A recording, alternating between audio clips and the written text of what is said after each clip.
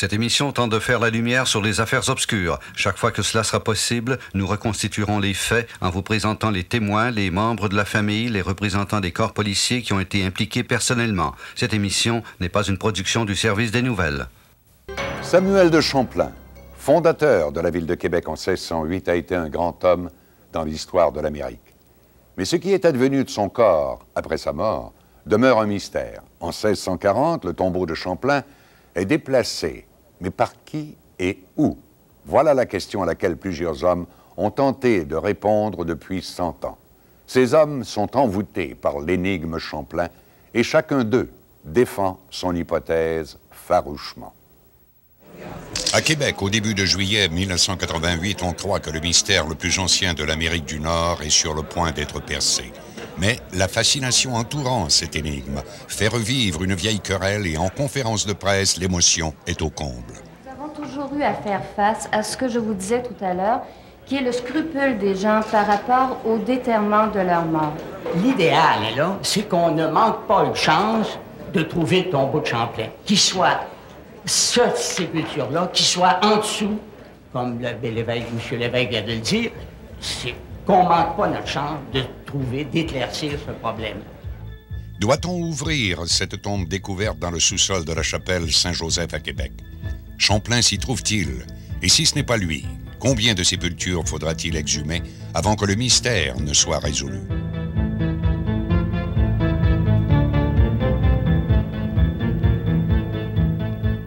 L'homme que l'on cherche fonde la ville de Québec le 3 juillet 1608. Navigateur de brouage en France, cet homme, c'est Samuel de Champlain. Ce qu'il lègue à l'histoire du pays est immense. Mais de l'homme, on ne connaît presque rien. Même l'année de sa naissance demeure inconnue. Combien savent qu'il a traversé 29 fois l'Atlantique, que c'est lui qui, le premier, suggéra la construction d'un canal à Panama? Malgré ce qu'il a accompli, on ignore ce qui l'a poussé à braver tous les dangers. Figure de légende, véritable mythe, cartographe et explorateur infatigable, Samuel de Champlain est une énigme en son temps et au nôtre. Et pour ajouter à ce sort, déjà étrange, même le visage de cet homme nommé Champlain est un faux. Celui qui l'incarne place d'Armes à Québec depuis tant d'années est un imposteur. Ce personnage, en fait, représenterait Michel Porticelli, qui était un escroc, un voleur, et qui était contrôleur à la cour des finances du roi Louis XIV. Le seul portrait, ou en quelque sorte la seule gravure que l'on pourrait peut-être avoir, est un autoportrait qu'aurait fait Samuel de Champlain sur une carte de 1612, le représentant dans un soleil.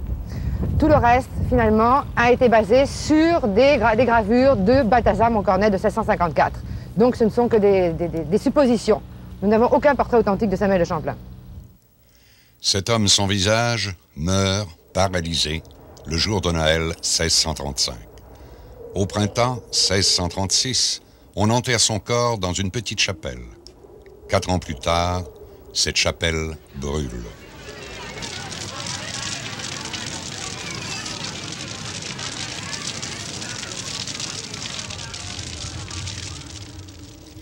On déplace alors la sépulture de Champlain. Mais où? Qu'advient-il du corps du fondateur de la Nouvelle-France? C'est là où réside le mystère. L'acte de sépulture n'existe plus. Alors, on ne sait pas là où ils l'ont enterré. Et naturellement, ne l'ayant pas trouvé, on n'a pas encore l'idée de son visage non plus. Si, par exemple, par une fouille future, on peut trouver sa sépulture, à partir du crâne que j'espère assez bien respecté, ce qui arrive souvent d'ailleurs dans les sépultures à Québec ici, on pourrait remonter le visage avec les techniques de criminologie qui sont très adéquates en ce sens.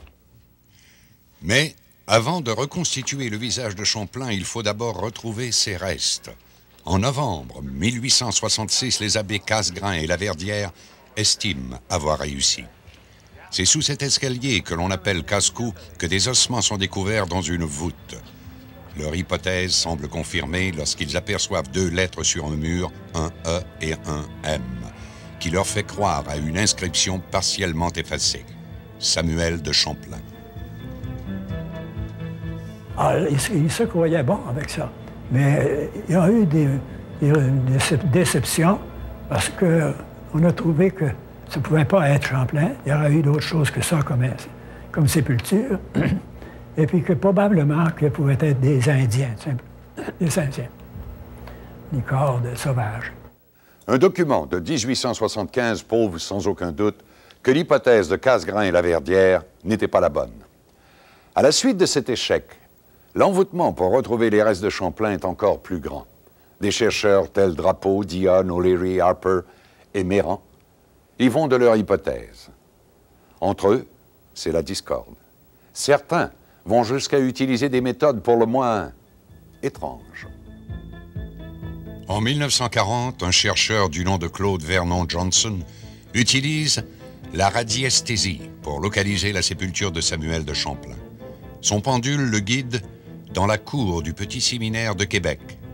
Convaincu d'avoir trouvé le bon endroit, il effectue des fouilles, mais en vain, l'homme sans visage reste caché. La radiesthésie était-elle la bonne solution? Oui, je ne suis pas contre le fait, mais je pense que c'est plus important pour l'instant de partir des cartes anciennes, d'essayer de remonter ça, tout en ne rejetant pas ces bonnes volontés qui sont au Québec ici, qui nous offrent le service. Je les accepte avec plaisir, parce que je me dis que ces gens-là ont le feu sacré. Le feu sacré, Silvio Dumas le possède. En 1952, grâce à ses méthodes d'arpentage, il réussit à établir une hypothèse. Silvio Dumas est catégorique. L'homme que l'on recherche tant se trouve sous ce couloir longeant le restaurant La Ripaille. Pendant 2 étés consécutifs, Dumas et ses acolytes creusent sans relâche. En 1953, ils mettent la main sur un mur de pierre qu'ils croient être le sépulcre de Champlain sans y trouver de squelette. Est-ce bien la bonne hypothèse? On a mis une pancarte là, mais par manque d'intérêt ou par manque d'argent, on a arrêté les fouilles, vous comprenez? Mais rien n'est sûr. Que Champlain s'y trouve, rien n'est moins sûr. Et René Lévesque continue de chercher. Pendant 30 ans, il n'y a pas un coin de Québec qu'il ne visite, pas d'archives qu'il ne consulte. Son entêtement, malgré la controverse, permet de faire prendre au mystère le mieux gardé du pays un virage spectaculaire. En 1986, René Lévesque met la main sur un document de 1894 attribué à O'Leary. Il y est dit que la sépulture de Champlain se trouverait dans le sous-sol de la chapelle Saint-Joseph de la basilique de Québec. L'hypothèse O'Leary, presque centenaire, n'a jamais encore été vérifiée.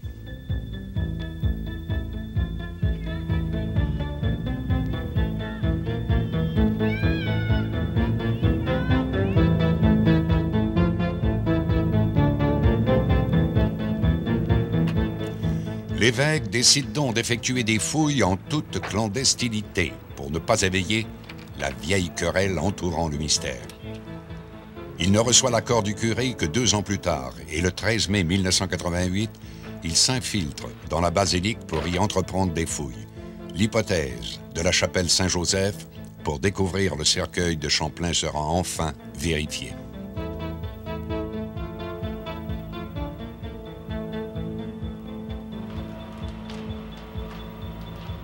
D'abord, la chapelle était très exiguë, il faisait très chaud dans ça, la poussière, des conditions épouvantables, pas d'air, puis il fallait soulever cette poussière. La première couche, c'était la poussière, mettons, les dernières années, c'était absolument infernal. Après ça, on tombait dans une couche plus solide, plus brunâtre, dans laquelle il y avait de nombreux ossements humains. Bon, c'était absolument incroyable. C'est le plus grand carnage jamais fait à une sépulture, à 3, 4, 5 sépultures.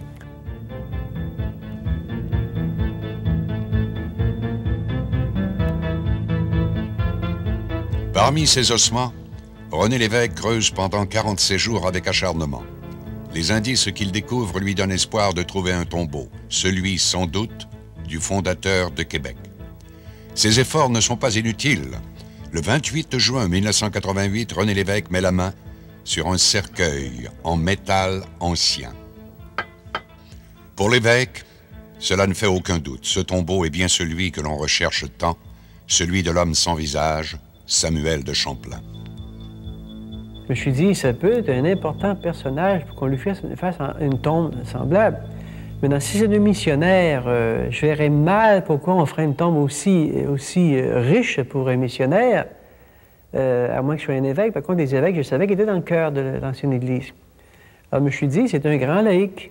Et comme grand laïc, qu'est-ce qu'on a? Je savais que les 4 gouverneurs français étaient dans l'autre chapelle opposée. Alors, ils n'étaient pas là.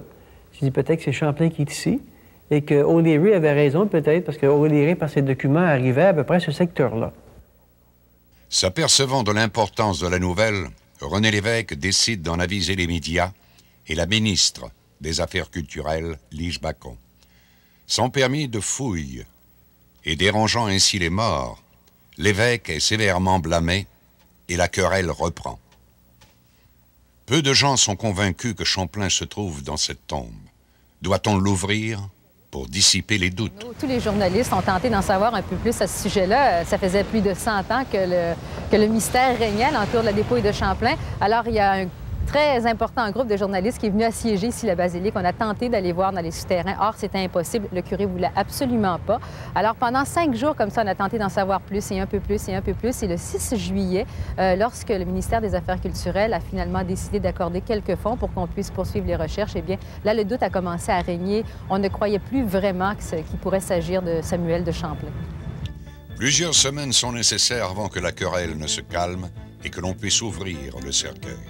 C'est le 1er octobre 1988 que René Lévesque ouvre enfin le tombeau.